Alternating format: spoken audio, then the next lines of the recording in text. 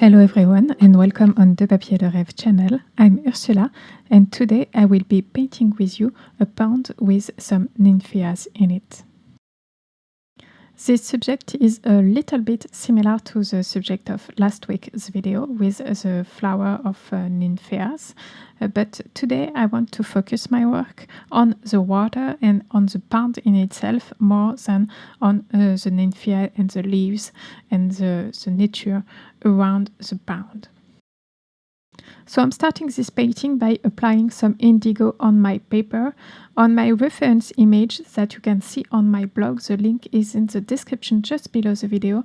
You can see that the water was very clear and was very reflective of the sky and things around the pond.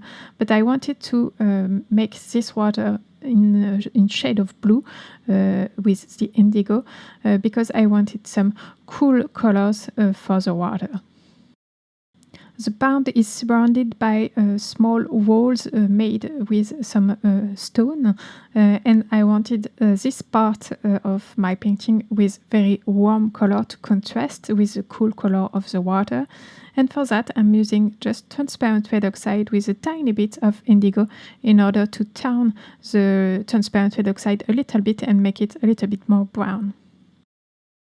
I've started in the bottom left corner my painting because it's the area where I want my focus point to be, and I want more details in this area. And the more I'm going away from the bottom left corner, the less I will paint details in this painting, even at the point where the top right corner will be almost white. So there is a lot of blue here in the water, but I wanted to have a little bit more fun with colors, and I'm adding some ultramarine blue into the indigo, and you can see that the ultramarine blue is clashing a little bit. It's a little bit too bright for the painting, but that's totally okay. I will turn it down a little bit and you will see that it will work very well at the end in my painting.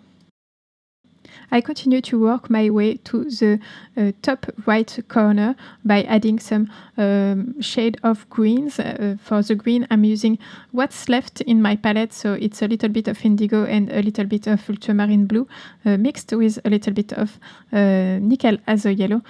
And I'm getting those nice shade of green.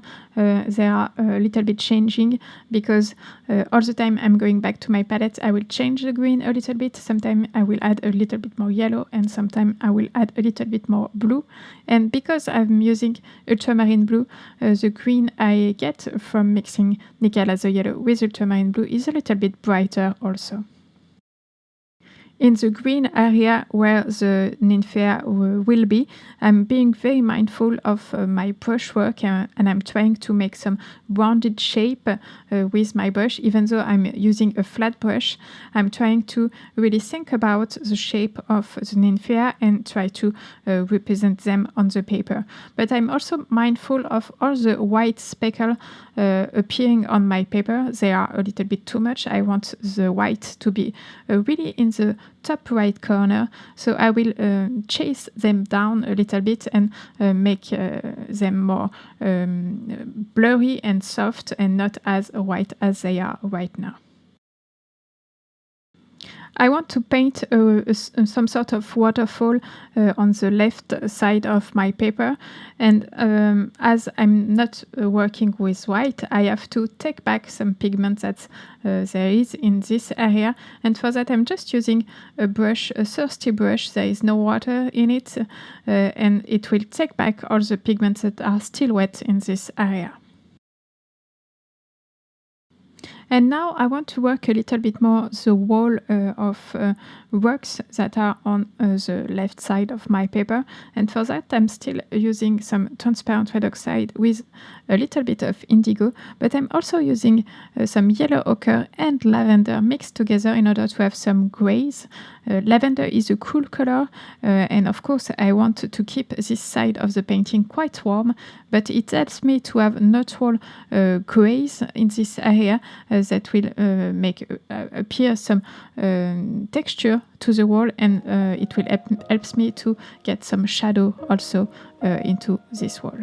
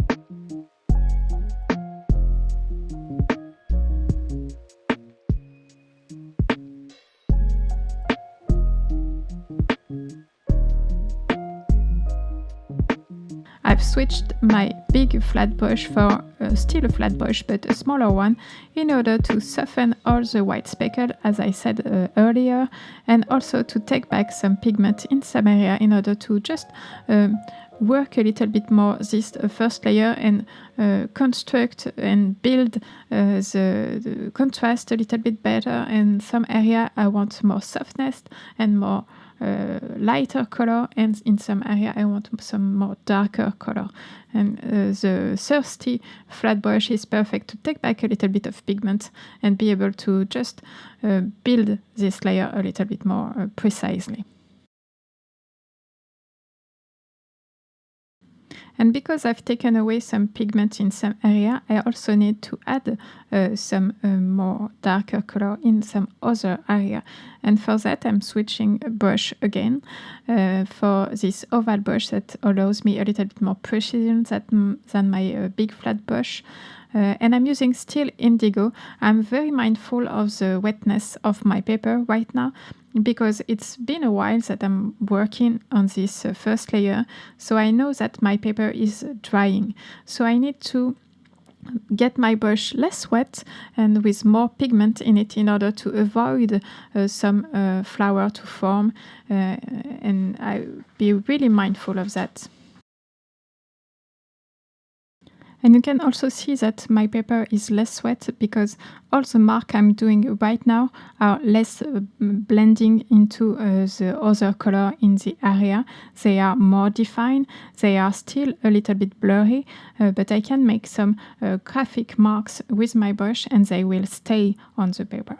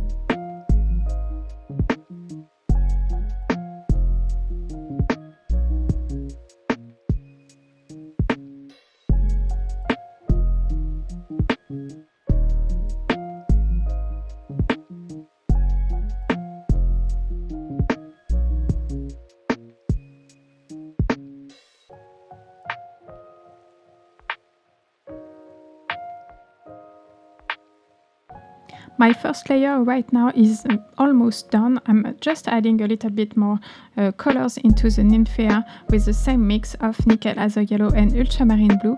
But before letting this layer totally dry, I just want to work a little bit more the waterfall area with some sponge. I just take back a little bit more pigment of this area, and I'm trying to blur also the colors with some swiping motions that look like some waves on the water.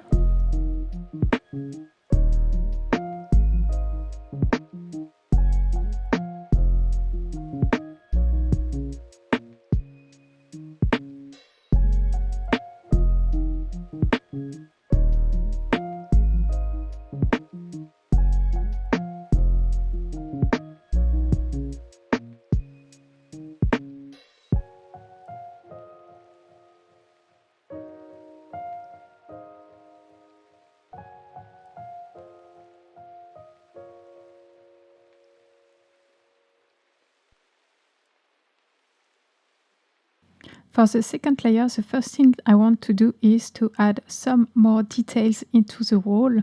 I want for you to see all the bricks and the stone in this wall, and add some more shadows into it so that the waterfall will appear a little bit more clearly. And for that, I'm still using the same color as in my first layer, some transparent red oxide and indigo, and also some yellow ochre mixed with a little bit of lavender in order to have some gray that will be the perfect color for shadows. And you can see that this part is becoming really warm, and it contrasts really nicely with the cool tone of the water. And also, this part is quite not as defined as the other part will be. I'm not working this part very realistically. I want more of an idea of a wall, of an idea of some stones here. I want a texture, but I do not want to have a perfect realistic wall with all the details into it. And then in this second layer, I'm working a little bit more the contrast in other parts of the painting, and it's quite a play, a game.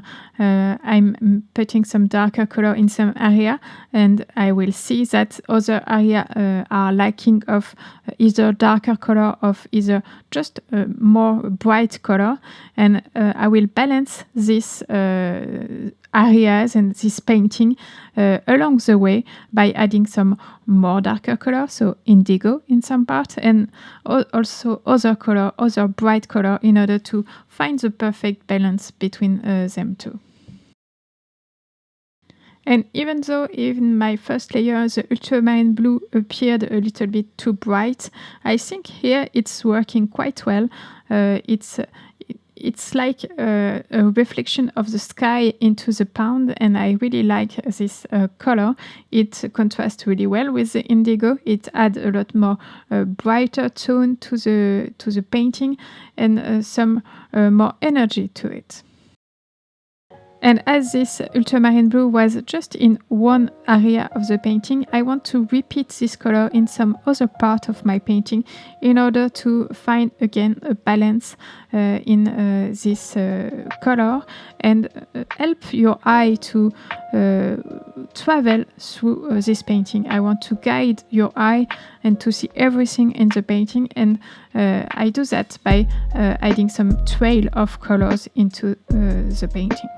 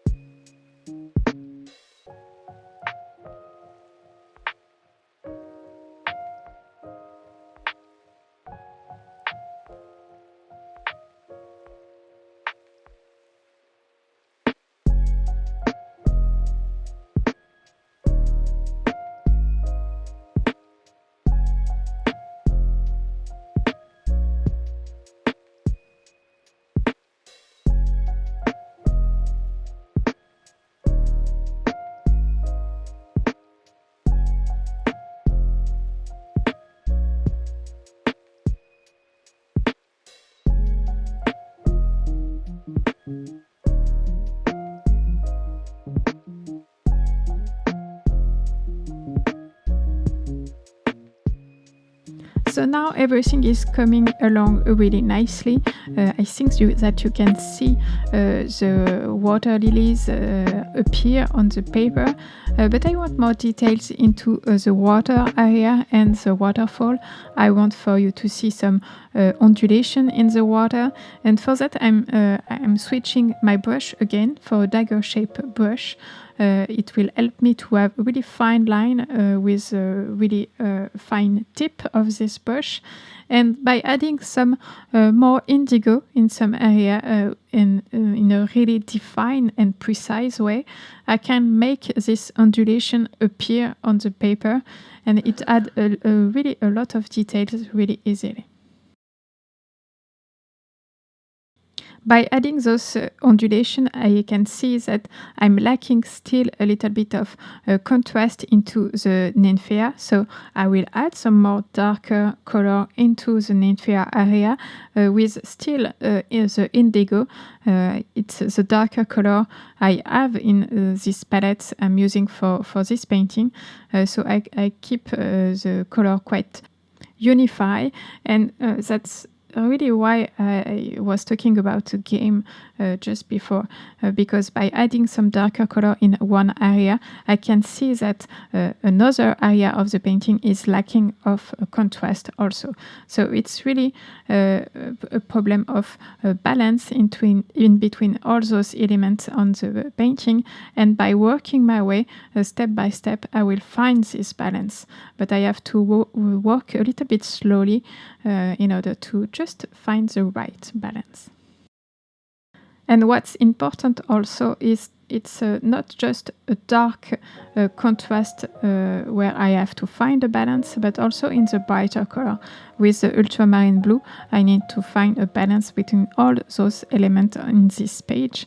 But also in the greens, I have to find another balance between the greens so that the painting appear really unified and really interesting to look at. And your eyes will find some ways around the painting to look at everything.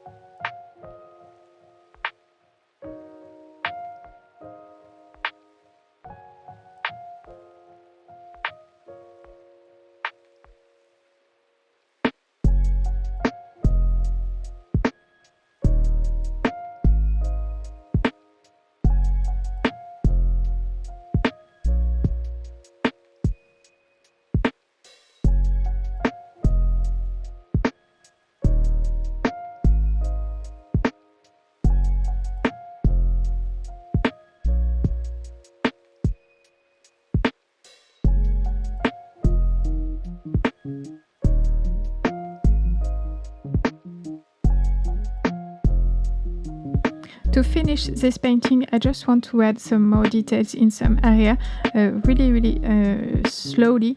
I'm adding some more darker color again. This painting is all about contrast, and not just contrast between darker color and lighter color. It's also a contrast between cool color and warm color, and a contrast between shapes, with the shapes that are really rectangular in the wall area, and all the shapes that are very round in the foliage of the nymphea, in the ondulation of the water.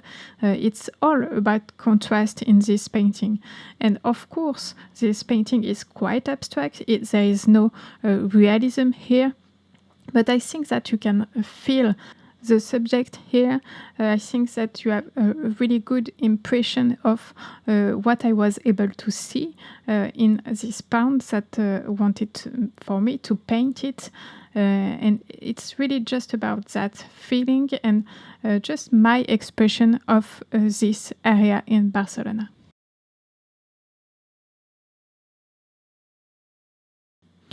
When I'm painting this kind of painting, I'm not painting in my comfort zone, because my comfort zone is painting flowers. And here there is a little bit more to it. There is water, there is some construction with the wall.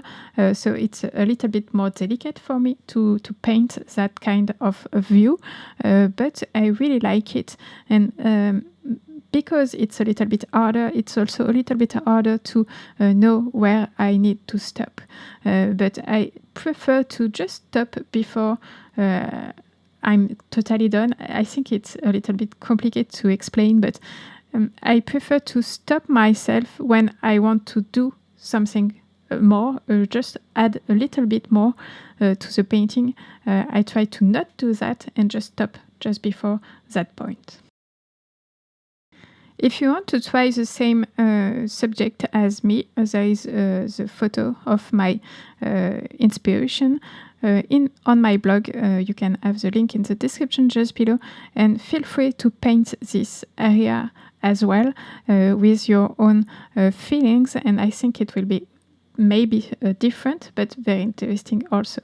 And if you do so, please tag me on Instagram so that I can see what you are doing with my videos, and it's really interesting for me to see your work based on my videos.